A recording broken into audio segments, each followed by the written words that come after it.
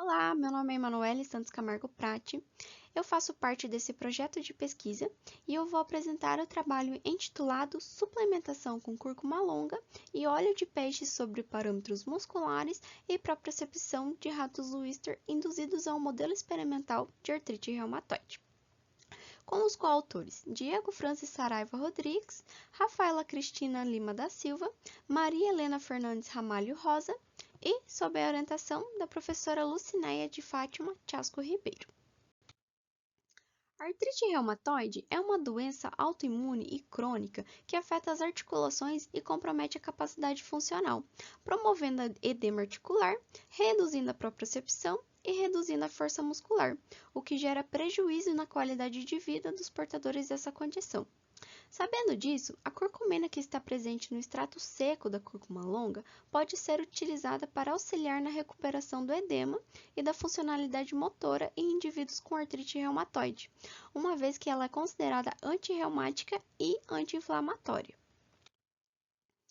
É sabido que a curcumina ela possui baixa biodisponibilidade oral, mas estudos já demonstraram que para aumentar essa biodisponibilidade são utilizados ácidos graxos poliinsaturados. Isso sugere então a utilização do ômega 3. Porém, poucos estudos avaliaram os efeitos da administração via oral sobre estes parâmetros. Tendo isso como questão, este estudo teve como objetivo avaliar a administração de cúrcuma longa com óleo de peixe nos parâmetros musculares e funcionais em ratos Wistar com indução de artrite reumatoide por complexo de adjuvante de Freund, o CFA. Este trabalho, então, foi realizado mediante a aprovação do Comitê de Ética no Uso de Animais sob o número 0324. Foram, então, obtidos 11 ratos Wistar e randomizados em dois grupos. O grupo GA, que é o grupo artrite com N de 5, e o grupo artrite mais suplementação, GAS, com o número de 6. Foram realizadas 3 avaliações funcionais em dias alternados, dia sim, dia não, sendo a avaliação de mensuração do edema articular com auxílio de um paquímetro a partir do diâmetro do ponto médio lateral da articulação tíbio-femoral no membro pélvico direito, e a avaliação de propriocepção, na qual o animal foi posicionado sobre uma superfície antiderrapante no equipamento do plano inclinado e avaliado até o seu desequilíbrio. Foi também realizada a avaliação de força de preensão, realizada para mensurar a força muscular no membro afetado pela artrite reumatoide com um medidor de força de preensão. Em todas as avaliações foram realizadas 3 medições e considerada a média entre elas. Ao longo do experimento, houve a avaliação basal, na qual também ocorreu a sensibilização de CFA na base da cauda e a avaliação 1 com a injeção intraarticular no membro pélvico direito. A suplementação ocorreu entre as avaliações 1 até a 4 e, por fim, ocorreu a eutanásia, na quais foram coletados os seguintes músculos: o sóleo, o tibial anterior, o gastrocnêmio, o plantar, o extensor longo dos dedos e o reto femoral. Estes músculos coletados, eles fazem parte do membro afetado com a indução de artrite. A suplementação do grupo GAS foi de 1 grama por quilograma de composto de cúrcuma solubilizado em óleo de peixe, em uma concentração final de 500 mg por peso do animal. Foi realizado, então, com auxílio de uma micropipeta regulável durante 9 dias.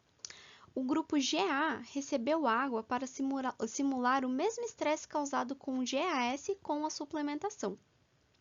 Para a indução de artrite, os grupos foram sensibilizados com a injeção na base da cauda, contendo 50 microlitros de CFA, e após 7 dias ocorreu a injeção intraarticular na articulação tíbio-femoral no membro pélvico direito. Aqui neste gráfico, em A, a gente traz então a confirmação da indução de artrite, onde em azul está representando o grupo artrite e em laranja o grupo artrite mais suplementação. Todos os animais em ambos os grupos na avaliação 1 tiveram um índice superior a 2, o que confirma a referência do score de artrite aqui no gráfico em B. Os resultados obtidos, então, eles estão de acordo com a literatura, onde o modelo de CFA é eficaz em reproduzir o edema e a inflamação característica da artrite reumatoide em humanos. Aqui em C, no gráfico de força de preensão, não houve diferença entre os grupos, porém houve diferença entre as avaliações em ambos os grupos. A partir da avaliação número 3, os grupos GA, novamente aqui representado em azul, e GAS em laranja, eles tiveram maior força de preensão plantar em relação à avaliação basal.